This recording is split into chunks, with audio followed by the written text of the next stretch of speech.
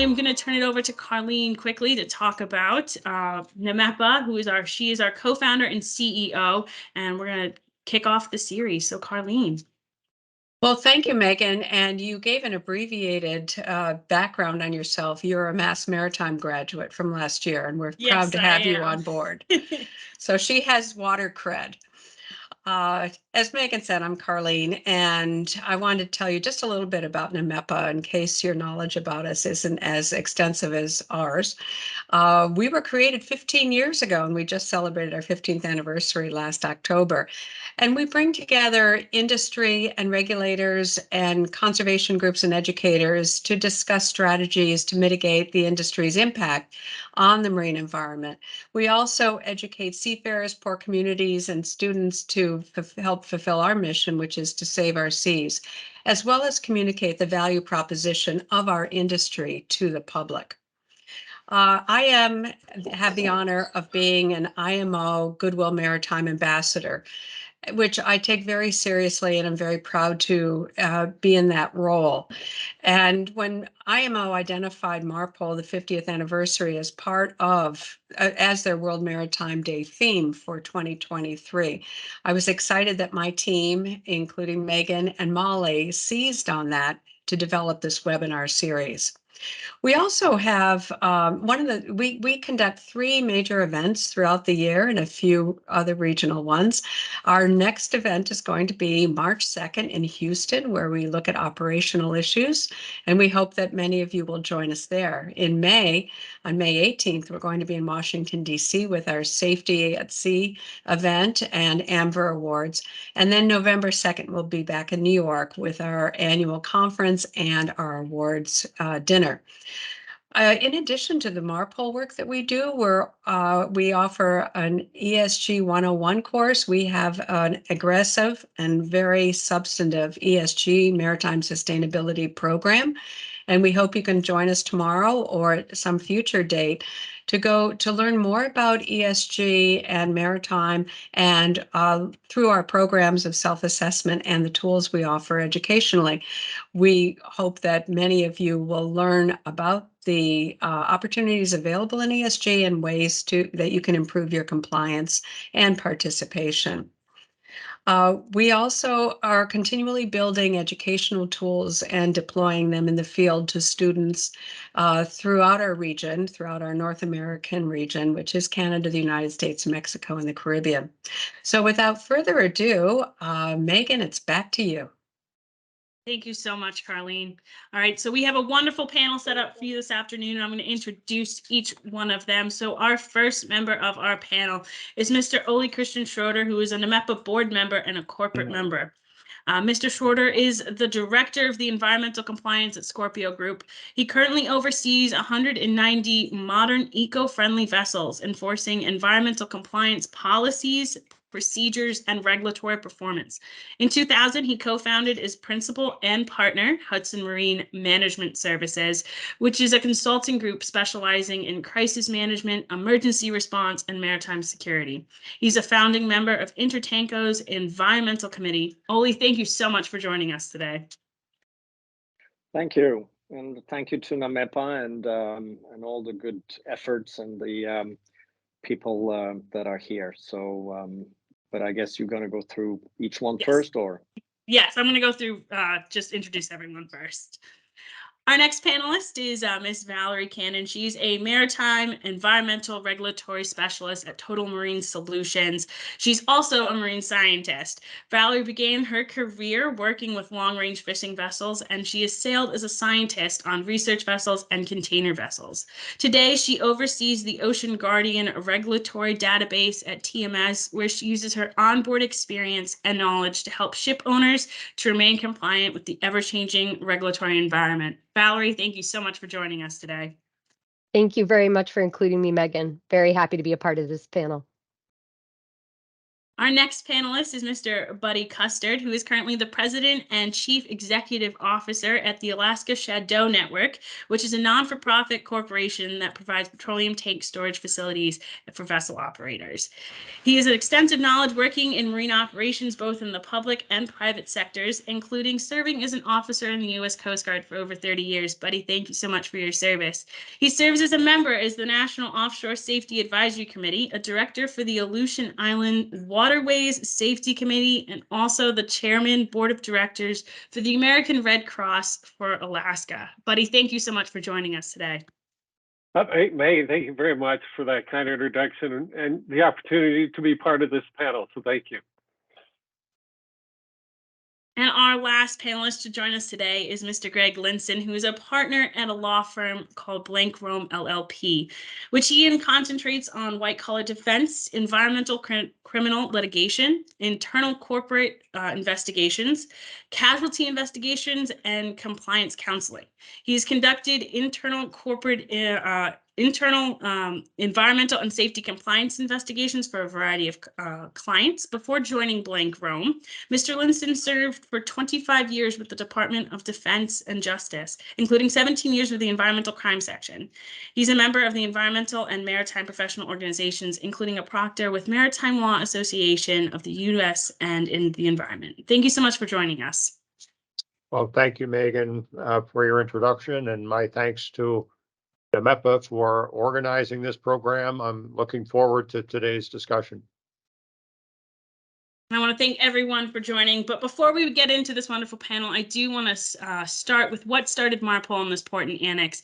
So we're going to do a quick brief history of MARPOL.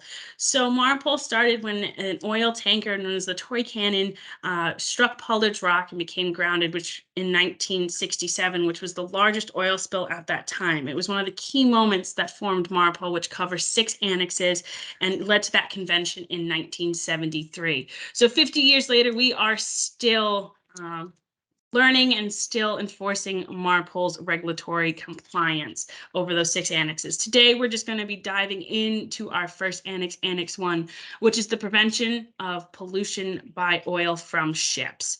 So with that, I am going to ask our first question as we turn it over to our panel. Our first question, I'm going to toss it to Buddy. How does Annex I protect the marine environment? Well, Annex I is I look at, when you look at the history, it's definitely a seminal document that galvanized the international community with the IMO. That was, as you looked at the history and some of the disasters that were happening at that point in time in the early 70s, it very much changed the landscape of the maritime community and start to get to focusing on environmental stewardship. Which was key, and it galvanized the international community. That's what it was when they all signed up for the convention. And since then, it's had profound effects on the industry. For the international communities, all the partner nations that all signed up, part of that, enacting their own laws and regulations to further regulate their own nation states, environmental laws and everything else. And in the industry, partnering with the industry and all that. And that's, to me, is the power of what NAMEPA was driving for. It wasn't just nation states regulatory agencies, but it was also forming the partnerships with industry, because the outcrop of that are all these associations, very industry associations throughout international, national, local, down to regional, have all now been spawned because of what happened with NAMEPA. And the results are very clear. From the early 90s, early 70s to where we are today, a 90% drop in major disasters as far as oil spills goes. That's drastic.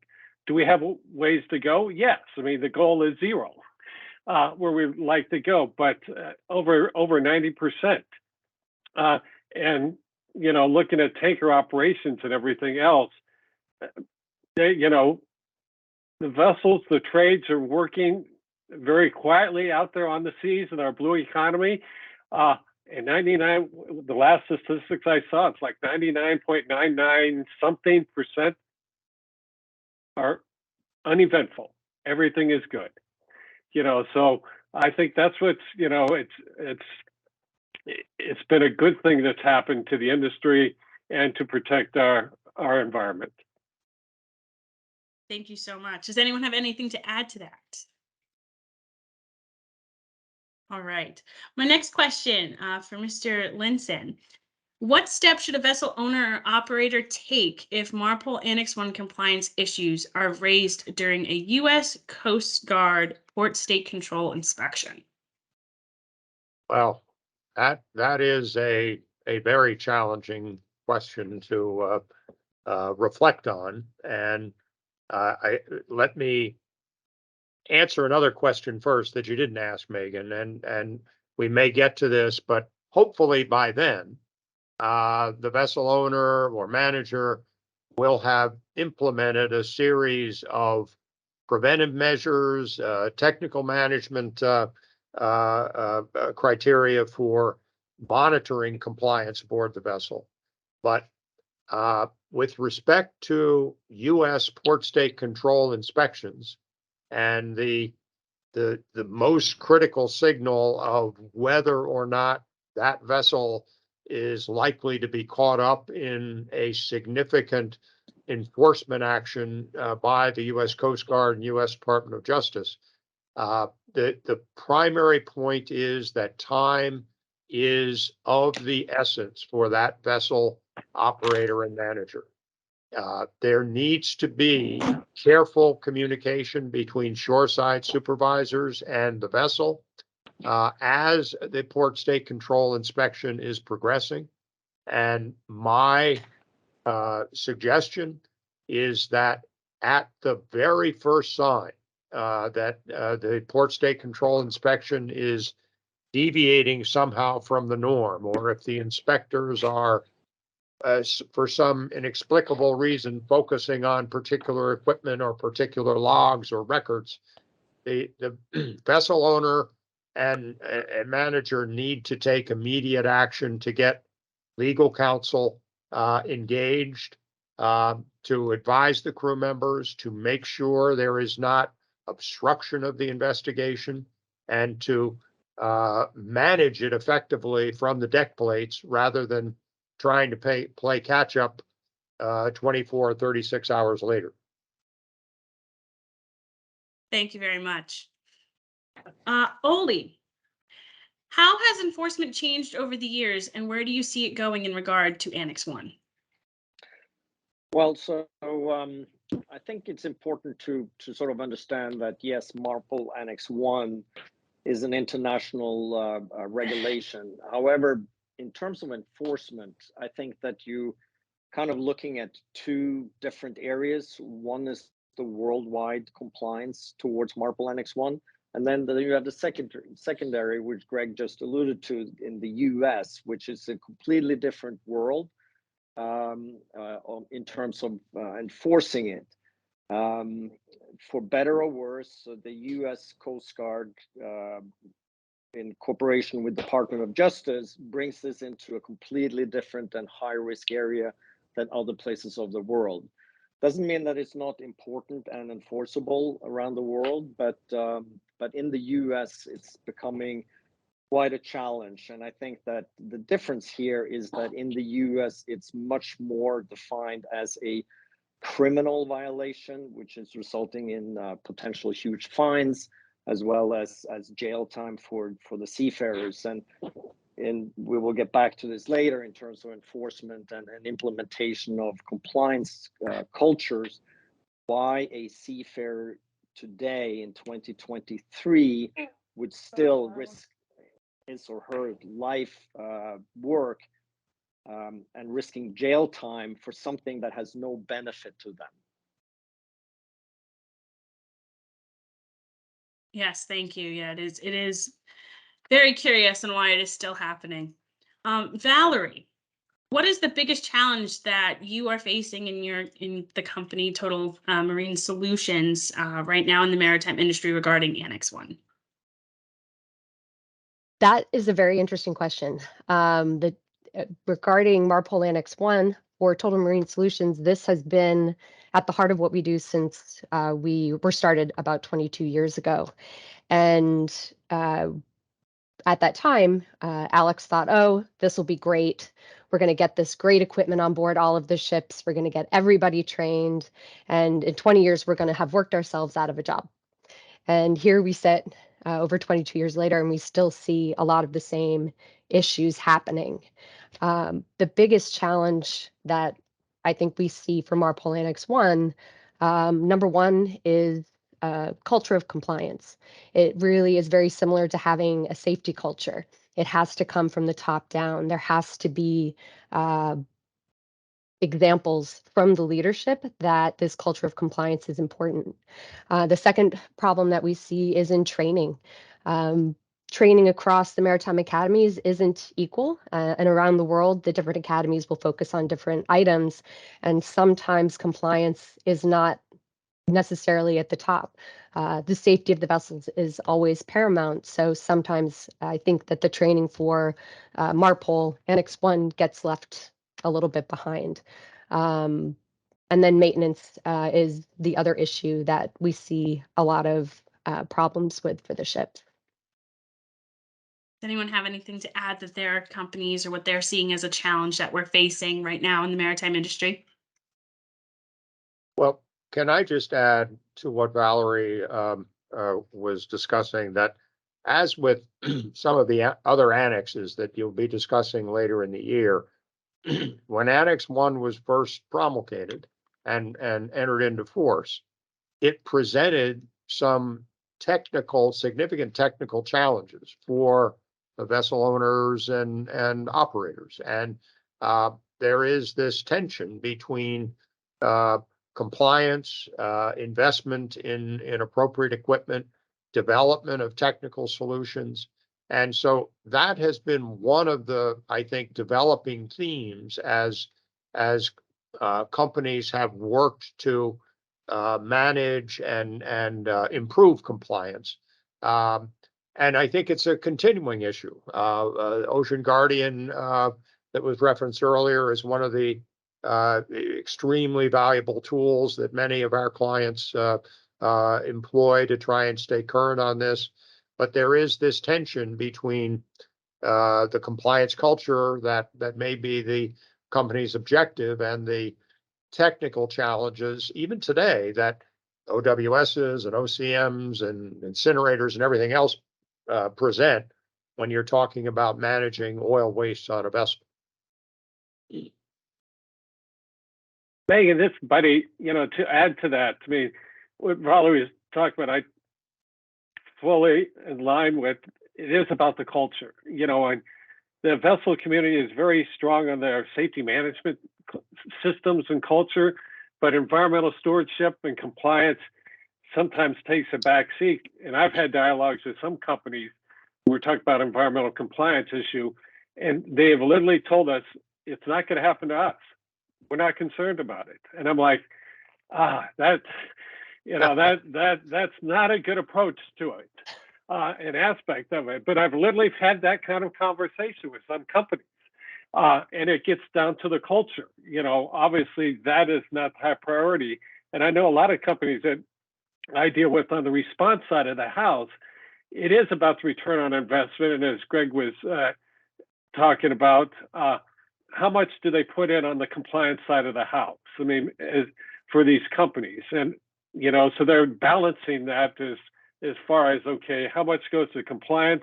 Because if I do have an incident, I'm already paying insurance. So the insurance provider is now going to be funding that response. Whereas the compliance comes out of my operational base budget. And that's what they're wrestling with. And it does stem down from what Valerie's talking about. It is a cultural shift. We got to keep pushing that education and everything else. Yes, if I may add, yes, go ahead, Oli, please. If I may add to just what you said, buddy, and Valerie as well, to the point that yes, the culture is so important, and to change that culture and the cultural mindset, how to do things right. But I mean, we're in Scorpio, we're fortunate that we have a very modern fleet.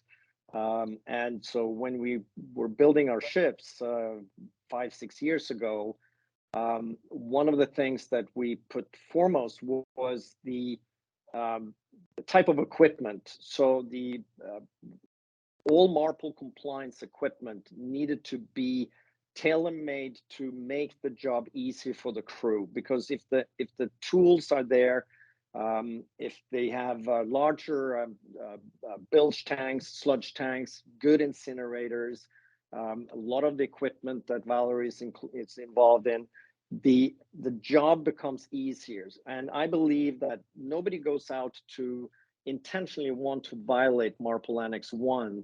I believe something happens and they are up against the wall.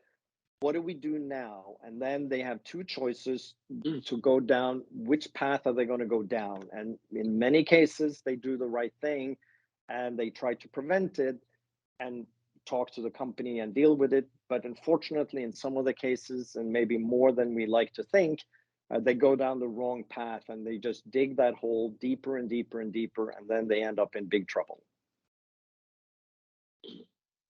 Yes, and we should bring awareness to these issues. But are there other ways that we can maybe bring awareness to this issue? And where do we see this kind of going within the next 15 years of MARPOL? Open to anyone who wants to jump in. Well, let me just offer a perspective that comes from our working with many clients who are responsible owners, responsible operators, believe in the need to invest in this culture of compliance, implement the procedures and training and oversight that you would expect of a responsible vessel manager. And yet issues still come up. And you can see this in the studies of deficiencies that the MOUs publish, the percentage of those deficiencies that relate to Annex I compliance, this continuing and unfortunate focus on criminal enforcement in the U.S. But there is a mechanism that doesn't make its way into the press, even the trade press on this, that I do think is very important. And it involves a manager that is alert to non-compliances on their vessel, that have implemented internal hotline procedures where the managers themselves hear about problems before port state control inspectors identify them. And the easiest way to describe this is that we have worked with many of our clients who have those procedures in place, hear about a significant noncompliance that might in the US be translated to a criminal enforcement case, but then that manager or owner work with, they investigate the allegations, they work with their flag state, they correct the issue, they work to correct the deficiency and potentially insert a corrective I-code entry in the oil record book and resolve the matter as an enforcement issue with the flag state, which under MARPOL, of course, has primary enforcement responsibility. And so by the time that vessel then gets to the U.S., its oil record book is no longer inaccurate. The issue has been addressed and dealt with and resolved. And we have never seen, and we have scores of these examples with our clients, never seen an enforcement action result from a situation where a vessel manager has proceeded on this basis and dealt with the information they collected and resolved it with their flag state ahead of time. Yeah, I absolutely agree with you. And it's something that we tell our clients as well. We do get ship owners and operators coming to us for assistance when they have found something on board their vessel. Transparency is very important. Documentation is very important. And really that communication that you're talking about, Greg, is essential for sure. Yeah, so we did have something in the chat that from Carlene. It is true. Honesty is the best policy, and self-declaring an issue, is it a productive tool? Yes, honesty is the best policy, but knowing where to make that report, how to do it, the timing of it, and having positioned themselves to know about the problem and be able to be proactive before it explodes into a port state control issue or expanded MARPOL exam in the US. Yeah, and I can follow up on that too. That you know, having a dedicated team or having dedicated focus on this is so important. And as Buddy you just pointed out, that you know, you talk to people who says it never happens to me, and I have talked to people as well that has declared that no, we have full control over this. We know what we're doing. But they delegate it down to the regular superintendent to monitor this, and they are busy. They're busy with operating the ship, and in today's environment, operating environment, it just requires so much attention and so much areas they have to focus on, that being on top of oily record book and MARPOL issues is so far down on their list when it should be on top, but it's just that their day isn't long enough for that. So they think they have control over this. And then as Greg also said, that having an open and honest reporting system is very important as well, where people on board can contact the company and have things corrected in advance of the Coast Guard finding out. Yes, that is very important. Buddy, what does your company do, the Alaska Shadow Network, to promote compliance within the maritime industry in regards with Annex I? We're a response organization, so our organization is it's a nonprofit and it's industry led. So the executives on my board, a governance board, are all members of the shipping community, fuel distribution community. These are executives, the company owners, executives, and so forth. So we very much take our cues from them, and it's all about promoting safe sustainability and safe transfer of fuel operations and everything else. And as an example that I can illustrate up in Alaska, our board, we created what we call the Western Alaska Tanker Liner and Best Practices Committee to share amongst the companies how best to transfer fuel oil from ship to ship, ship to barge, because all the communities in Western Alaska all have to get their fuel via barge or small tankers. And that's usually delivered by larger tankers offshore, and then we transfer the fuels, and then we move it up the rivers and everything else. And the operators all got together, working in conjunction with the regulators, the state and the federal regulators, also NOAA Coastal Research, because I always like to say up around the Bering Sea and the Arctic, some of the hydrographic survey and the charts, the navigation charts, is when Captain Cook was still sailing up in that time. You know, so NOAA is part of this to help us identify areas to get better charts and everything for the sailors and navigation and everything. And we also have an environmental groups participate with this. And they all work together to establish safe practices on how we're going to manage fuel transfers and everything else. And that's just one example of how I see we're able to help influence as responders, how to help develop safe practices so we don't have to respond, because the best response is no response, you know, preventing it whatsoever. So that's what we really try to focus on with our groups and everything else. And when we speak at conferences and everything else, that's what we're always trying to promote, is how can we do that sort of thing, collaboration with the regulators, with the state, the locals, and everything else, and all work the problem set together. Because I'm very much about, it's a systems problem. It's not, you know, I hear a lot that, you know, all of government, we got to get all of government involved in solving these issues and working the MARPOL. I'm about, this is all a community. You know, government's part of it, industry is part of it, the non-environmental groups are part of it, the local communities are all part of it. Let's get them all together, because every area is a little different. We've all got to communicate and talk and work the best that we can. Valerie, what about your company? How are you guys promoting compliance in the maritime industry in regards with Annex I? Yeah, I really second everything that Buddy just said. It was mentioned I work on a project called Ocean Guardian, and it's this database of environmental regulations that are geotagged so people can see what they're supposed to do. But this system really works because of the collaboration that we have with our clients and also that our clients have with each other. And it's also a matter of transparency. You know, we know that things are going to go wrong. You know, that's just a part of life, right?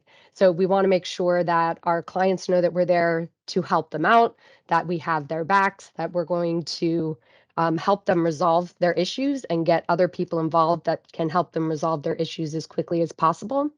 And also, again, help prevent it from happening in the first place. So we do a lot of training, both shoreside and on board the vessels in order to help make that a reality. Thank you. And Oli, what is your company doing to further the compliance in the maritime industry?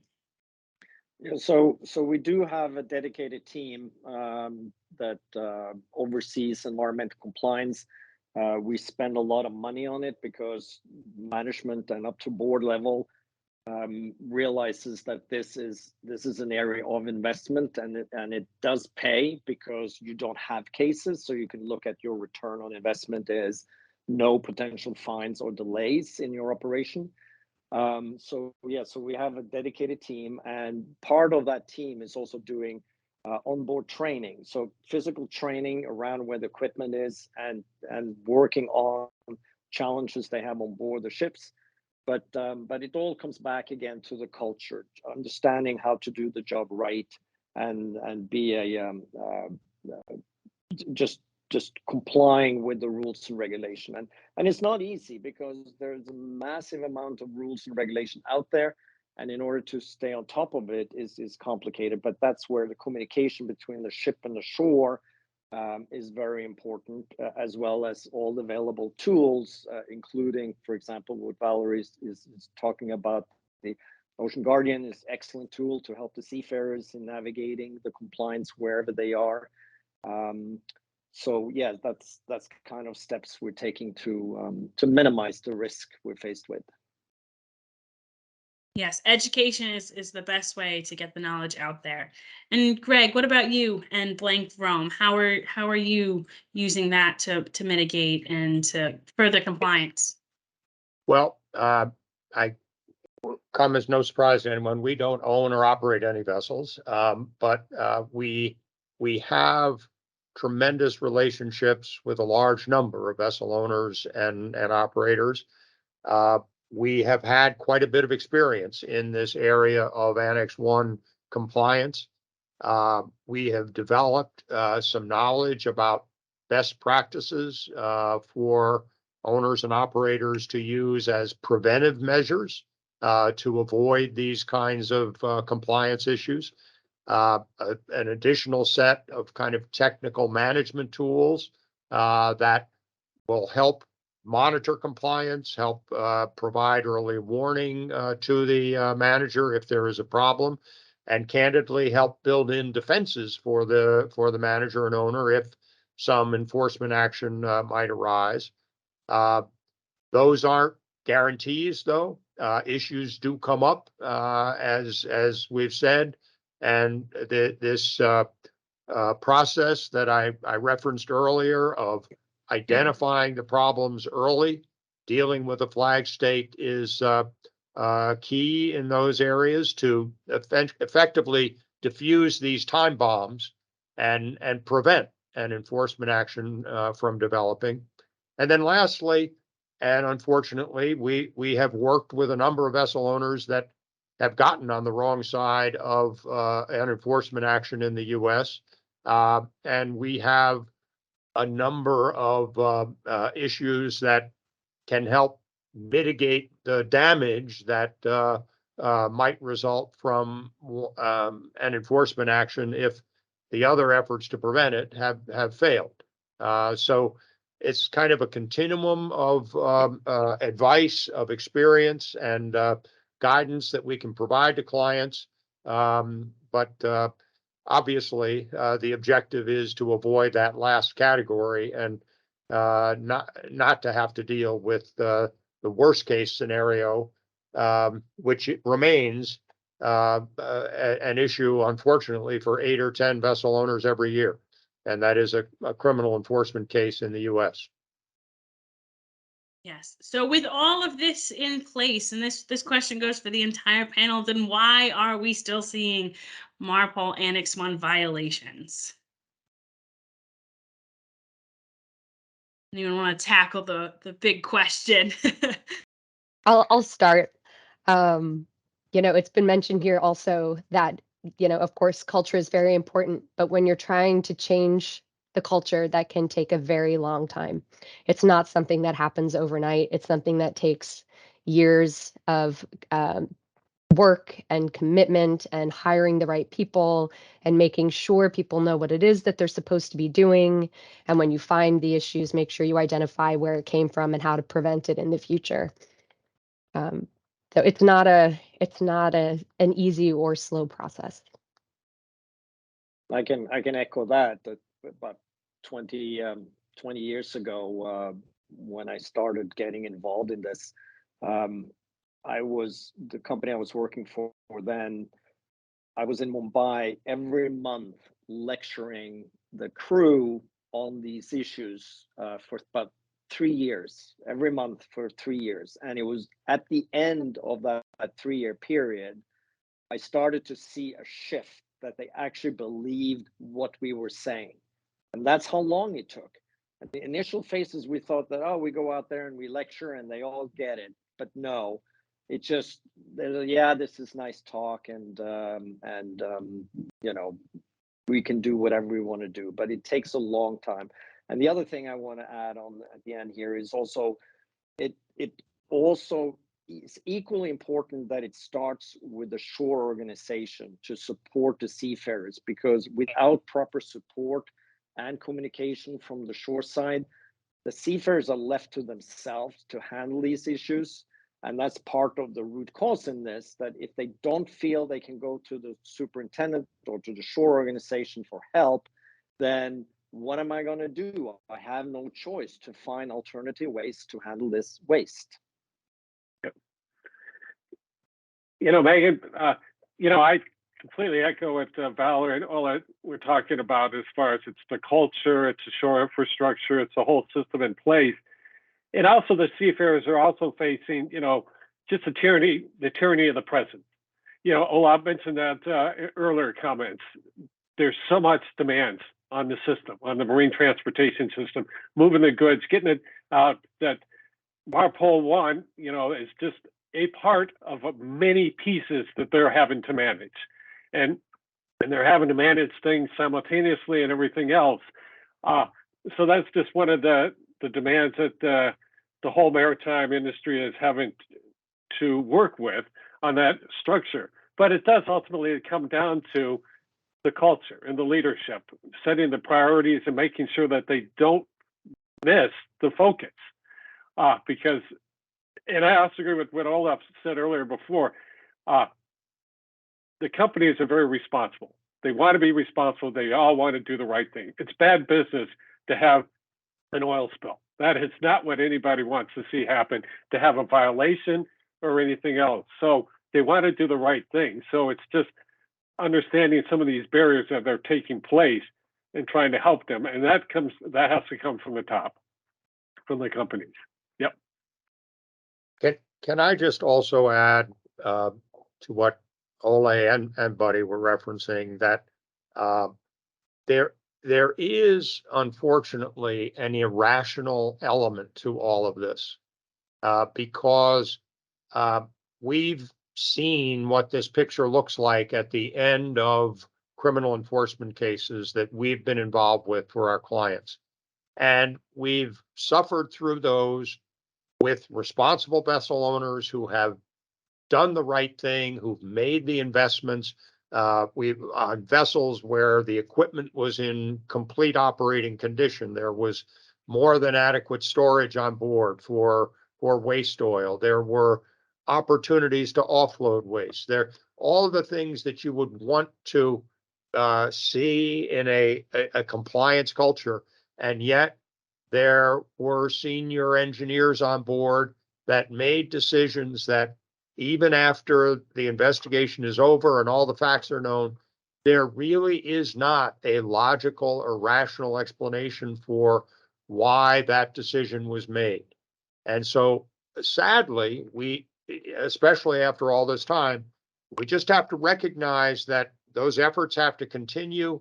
The investment has to be made, and yet we are also facing the need to guard against an irrational risk here that sometimes just can't be anticipated. But if you have these things come to light even in the US because there are people on board that want to sail responsibly, want to make sure that they are doing the right thing. And you just want to make sure that those people talk to the superintendent, talk to the DPA, talk to somebody on shore with the company before they decide that their best option is to look to the ATM of the U.S. Coast Guard and provide some criminal referral. Yes, and to bounce off of that, so whistleblowers, they're still a factor. They're still playing a part in the calling of the non-compliance that is happening. Very, very much so. Not all the cases, but some of them. Mm-hmm.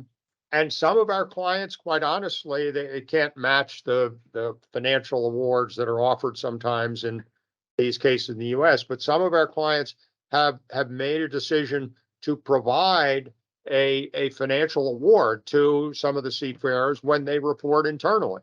It's not a basis to retire and not sail anymore, which is some of what these awards represent, but it's a reinforcement of the company's commitment and seriousness about wanting to receive that information, valuing that information, and valuing that willingness to have trust in the company and its willingness to respond. And we did talk about it earlier, but do we see enforcement changing, and how do we see that enforcement changing over the next few years? Is there a need for that enforcement to change? And Buddy, I do want to say that you are frozen. Are you still with us? Yes. Can you hear me, Megan? Yes. Your video is frozen. But enforcement, is there a need for it to change, and how do we see it changing?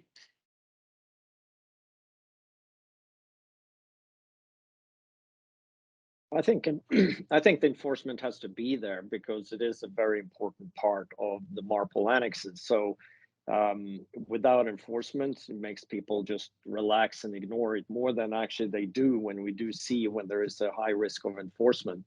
But I want to come back a little bit to this whistleblower issue because that is one of my main concerns is, yes, we do have a very comprehensive internal reporting system, and we have posters. We made it very clear to everybody that we take any non-compliance as serious as anyone, and if they are concerned about the ship, please report it to us so we can help to fix it, versus holding on to it and waiting till you go to the United States and then report it to the US Coast Guard, where you then would just get a reward. And the other part of that also is that this reward mechanism, for better or worse, also attract a lot of falsely made accusation, which is then, of course, very hard to defend. But if it also boils down to an internal feud, I mean, somebody doesn't like an appraisal and is going after the chief or the second mate or whatever, then you get these reports. So, and a part of this whole thing, if people think they can get away with non-compliance with MARPOL, everybody has a cell phone today. Everybody's taking pictures, video, so the evidence is there. So I just don't understand how people think they can get away with it.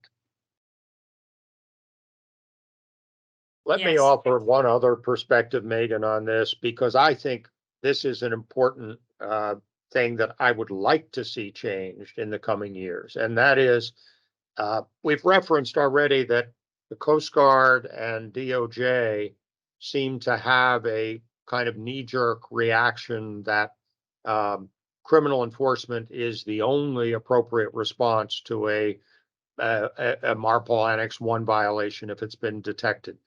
That imbalance is unlike any other areas of environmental enforcement in the United States. There are mechanisms on the books now for administrative penalties, if appropriate, civil penalties, if appropriate. And one of the things we do as we engage with the Department of Justice on behalf of our and the Coast Guard on behalf of individual clients, but in consultations independent of any particular case, is encouraging them to think critically about some judgment of what is the appropriate enforcement response when a violation is determined. And it just because they know they have a hammer and a hammer that works, it doesn't mean that everything should be treated as a nail. And so that is something that we are working on kind of on an ongoing basis, because I think that kind of differentiation, that kind of recognition by justice that, yes, there are some circumstances that are worse than others, would help to encourage the maritime community to recognize that their efforts to achieve compliance will be understood and will be recognized by Coast Guard and DOJ in differentiating an enforcement response. Thank you. And finally, one last question, which we do have 10 minutes left, but before we get to questions that are in the chat, is there anything that you guys recommend to current or future students who are currently learning about MARPOL, maritime industry, anything that you would recommend for them and any advice that you may have for them?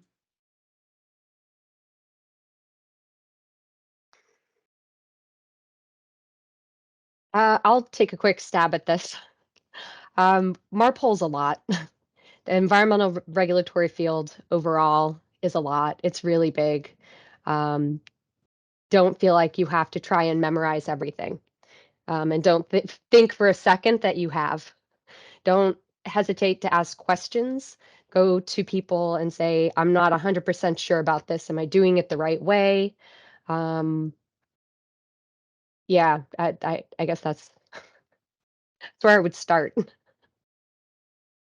Megan, I kind of look at it that, protecting the environment is very much in the forefront of what you see in world affairs right now. I mean, and even in the maritime industry with greenhouse gases and sewage and, all the pollutants that can happen in the environment. And that's driven by, our world population. I mean, last year we hit the milestone of 8 billion people on our globe. And they're projecting by, by 2057, 10 billion people.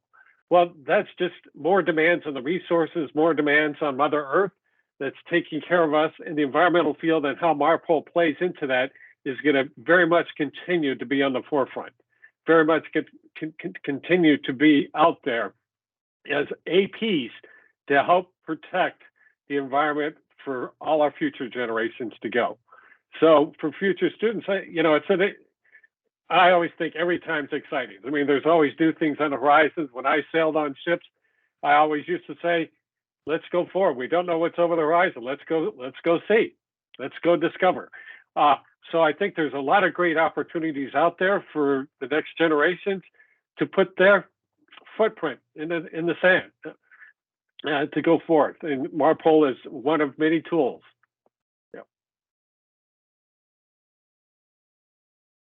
Yeah, to support what Valerie said about the issue of also seeking advice. If you're ever in doubt, it's better to discuss and reach out. There's no embarrassment of not knowing all the annexes of MARPOL and every ins and out.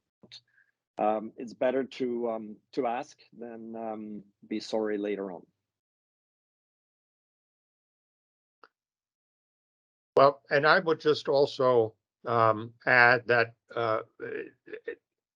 even though we've been talking about compliance challenges, there is a lot to be proud of here in what has been achieved over the past 50 years, in what these new annexes represent in terms of the improvement of environmental responsibility and stewardship for the maritime community. There are very, very positive contributions that can be made by the new generation of students that are coming up and looking to help implement and solve the challenges that these annexes represent, technical, managerial, a lot of challenges that are there and that I think will continue to improve the environmental performance of the industry. Wonderful. Thank you. So we do have some questions in the chat. The first one, does MARPOL compliance represent a high cost for companies? Valerie, Yes. you want to take this one? Yeah, yeah, it absolutely can. But the costs can vary. You know, if you invest in the right tools and equipment, you can help prevent additional costs down the line.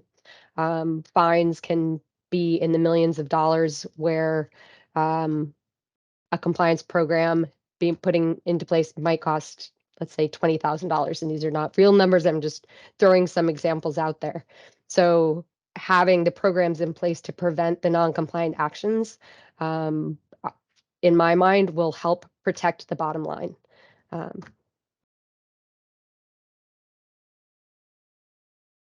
Thank you, Valerie. And Alyssa, who is one of our NAMEPA interns, who's currently a student at Mass Maritime, asks, what future steps are your companies taking or willing to take to better comply with Annex I and protect the marine environment?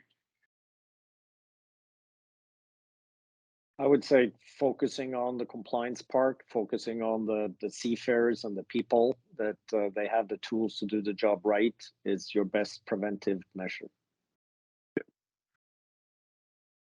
Yeah, Megan, and as I mentioned earlier before, and Valerie and the other panelists have echoed it, it's about collaboration.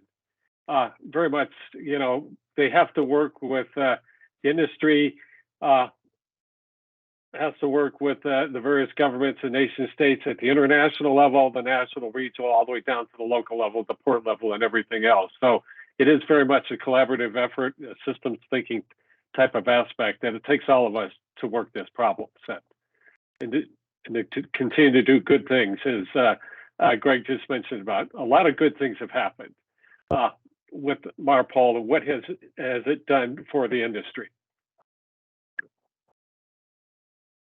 And I will also just echo what Ole had referenced before, and that is that what we've seen with many of our clients is that this is not something where you can achieve compliance by doing just X, Y, or Z one or two times. This definitely requires sustained attention, sustained investment, a recognition that we're not just changing the corporate culture, but the industry culture, really. And there is a lot of optimism, I think, that we can take away from some of the younger seafarers that themselves want to sail on ships that they can be proud of, want to do the right thing, and reaching those people, empowering those people, cultivating that optimism. I think over time it will be part of the broader solution for the industry, and we see evidence of it in case after case.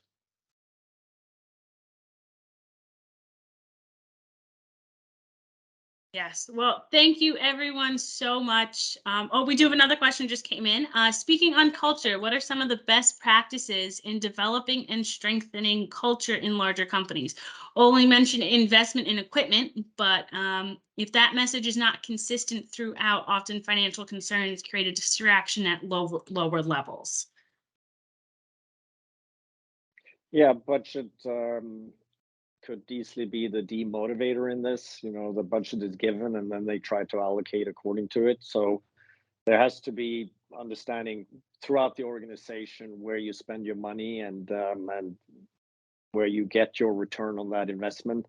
And as I said in the beginning, our return on investment is that, and knock wood, that we don't have any cases, we don't have any delays or detention relating to this. So I think that's what management has to realize, and Buddy and Greg and everybody alluded to earlier, that everybody thinks that it's not going to happen to me, and suddenly you're dealing with human beings, and we see it when people make mistakes and they do report it to it, how easily it could have gone wrong if they had just kept it to themselves and not seeked help to correct it.